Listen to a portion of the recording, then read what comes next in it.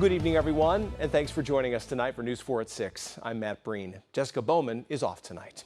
We are 1 week away today from the primaries of Iowa and South Dakota. And here's what you need to know about early voting, which is now currently underway. In Iowa, early voting ends in person at 4:30 p.m. on the night before the election. That will be June 1st. The window for absentee ballot requests, that has already passed. In Woodbury County, voted ballots can be returned by mail or in person to 620 Douglas Street, room 103. That's the county auditor's office, but they have to be received by 8 p.m. on Election Day, June 2nd. The vote on next Tuesday, polls open at 7 a.m. and close at 8 p.m. You can contact your local election office to learn more about early voting in your area. In South Dakota, early voting started 46 days before primary election day. Early voting ends at 5 p.m. on the day before the election. Again, that will be June 1st. To vote on Tuesday, June 2nd, polls are open from 7 a.m. to 7 p.m. in South Dakota. The deadline to register to vote, that's already passed. That deadline was May 18th to vote in the primary election. You can contact your local election office to learn more about early voting in your area. One candidate for Iowa governor cast his early vote today. Republican Congressman Randy Feenstra in Orange City today to cast that vote at the Sioux County Courthouse. KTIV's Taylor Deckert spoke with Feenstra after he cast that vote. So Taylor, what did he have to say? Well, Matt, after Randy Feenstra cast his ballot, we asked him about his absence from pre-primary debates with other Republicans running for governor.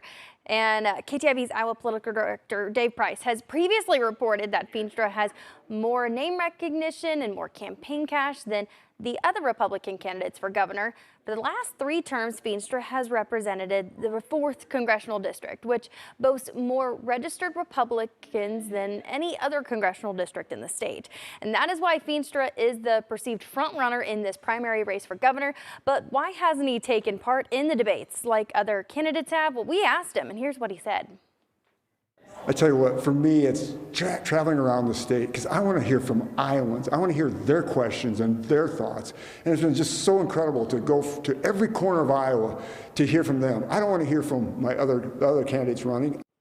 In Iowa, the candidate who receives the greatest number of votes in the primary election becomes the party's nominee for the general election, unless more than 2 candidates run in the primary and no candidates get at least 35% of the vote. If that's the case, the nominee must be chosen by party convention or party committee, depending on the office. So we asked Feenstra if he believes he can get 35% of that vote. I will win the majority, and I've done it. I've delivered results time and time again. I was head of sales of a large candy company and grew it.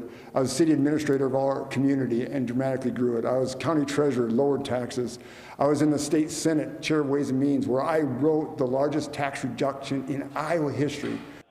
Feenstra voted early because he says he'll be traveling around the state leading up to primary election day. Now, there are 6 days left to cast your vote early in this primary in Iowa. You can also vote on election day at your polling place. Matt? Taylor Deckert for us tonight in studio. Taylor, thank you. There are more opportunities to meet and greet with Representative Feenstra. Tomorrow, that's Wednesday, May 27th, he'll be in Sergeant Bluff for a rally with Randy at Hawk's Coffee Shop at 9 a.m. Also there tomorrow, Ag Secretary Mike Negg and Representatives Jacob Bossman and Travis Sitzman. Other candidates have announced they're coming through Siouxland this week. Zach Lane will be in Sioux City tomorrow at 6 p.m. He'll be at Bacon Creek Park at 5015 Correctionville Road. And Adam Steen, another Republican candidate for governor, will make a stop in Sergeant Bluff on Thursday of this week at 6 p.m. He'll be at Pub 52. That's at 701 First Street in Sergeant Bluff. And you can tune into KTIV's election night coverage. That, of course, June 2nd. We'll have wall-to-wall coverage of all things primary elections from both South Dakota and Iowa. It starts at 7 p.m. on the News 4 Now app. We'll be live from election parties around Siouxland.